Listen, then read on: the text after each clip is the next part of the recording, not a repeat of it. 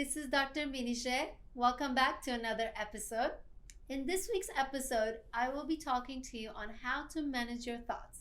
And let me start with this. You do not have to believe every thought you have. Our mind is known to create bizarre, random, intrusive thoughts. We don't get to choose every thought that runs through our head, but we can choose which thoughts we want to believe in, because believing in your thoughts is optional.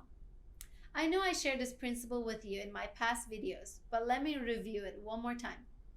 The way you think affects the way you feel, which affects the way you act. For example, if you think, I can't do this, you feel very anxious, you feel very nervous, and what do? You procrastinate, put it off, or just avoid it altogether. Let's say you think, no one likes me. You feel very insecure, you have low self-esteem, and what do? You start isolating or rejecting social invitations, or even become more codependent, engage in more people-pleasing. So we know that the way we think affects the way we feel and affects the way we act. So it's very important that to be your best self, you need to learn how to manage your thinking. And I'm going to share with you 3 of the most effective tools in thought management. Step number 1, identify. You need to start by recognizing and noticing when a thought you have is unhealthy for you, when it's negative, irrational, or harmful for you. For example, if you're working on becoming more confident, having a thought, no one likes me, or I can't do this, I'm not good enough, is going to be harmful for you because it's not going to help you be more confident.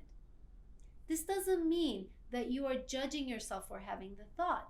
It means that you're simply observing, noticing, and recognizing the thought you just have is unhealthy, negative, or irrational. We just want to start naming the thoughts when they're helpful or unhelpful for us, not judging ourselves for having them. How could you do that? Most often, the thoughts that are unhelpful for us tend to have extreme words in them, like always, never, should, must. Those words tend to be very negative in nature. So you can start recognizing when a thought is unhealthy for you by noticing if it has always, never, should, or must. Another way you can catch a thought when it's unhealthy for you is asking yourself, would I say this to someone I love? If it's too mean to say to someone you love, it's too mean for you to say to yourself.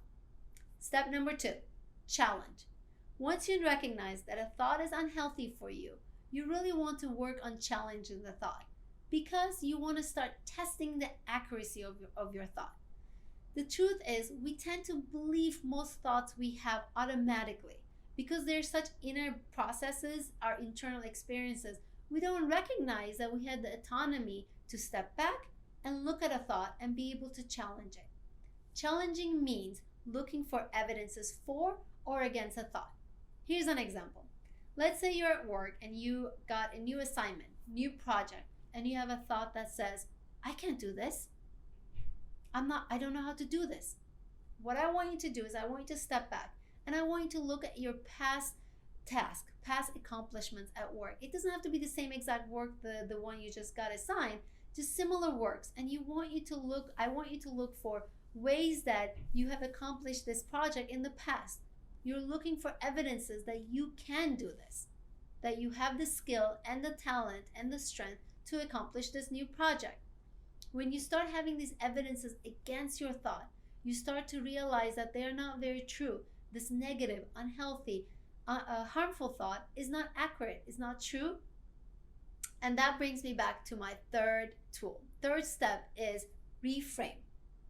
Once you identify a thought as unhealthy, once you start to challenging and looking for evidences against the thought, you really want to then reframing it. Reframe means changing the word structure of your initial thought. You want to take the thought that's unhealthy and make it healthier for you. If it's negative, make it a little bit more neutral, more positive. I was saying earlier that you can notice a thought is unhealthy by these extreme words like always. What you want to do is instead of saying always, you want to say sometime. Instead of saying never, you want to say sometimes or maybe. Instead of should, you want to try using could. If you still feel stuck in reframing your thoughts, which is difficult for some people, Here's another tip that I love telling people to do. Imagine someone you love says these negative thoughts. How would you help them? How would you help them reframing it? How would you help them change things around? Typically, it's easier for us because we're nicer to other people than we're to ourselves. So you get to realize, you get to see how you can help the other person reframe, and then talk to yourself in that fashion. Say to yourself those things. If it's still very difficult, always start by writing things down. I know that can be very helpful in seeing your thoughts on paper, and experiment and play around with it. These are my 3 favorite, most effective tools in learning how to manage your thoughts. Identify, challenge, and reframe. I would love to know if you practice any of these steps and how they worked out for you in the comments below. If you haven't already, make sure to subscribe. You get notified of my latest episode. You can also connect with me on Facebook and Instagram under Dr. Menije. Thank you so much for checking out this episode, and I cannot wait to talk to you in the next one. Take care.